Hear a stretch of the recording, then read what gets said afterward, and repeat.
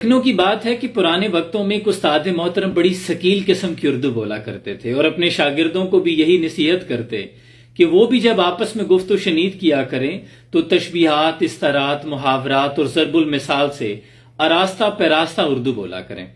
ایک روز یوں ہوا کہ وہ دوران تدریس کلاس میں بیٹھے حقہ پی رہے تھے کہ ان کی چلم سے ایک چنگاری اڑی اور استاد محترم کی پگڑی پہ جا گری۔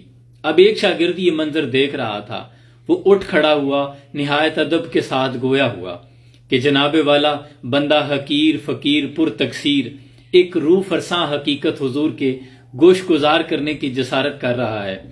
آپ غالباً آدھے گھنٹے سے حقہ نوش فرما رہے ہیں۔ چند ثانیے قبل میری آنکھوں نے، چشم نارسا نے ایک خوفناک منظر دیکھا کہ جب آپ نے زور سے حقہ گڑگڑایا تو ایک آتشی پتنگا آپ کی چلم سے آپ کی افقی سمت میں ہوا میں بلند ہوا اور چند لمحے ہوا میں ساکت و معلق رہنے کے بعد آپ کی دستار فضیلت پہ براجمان ہو گیا۔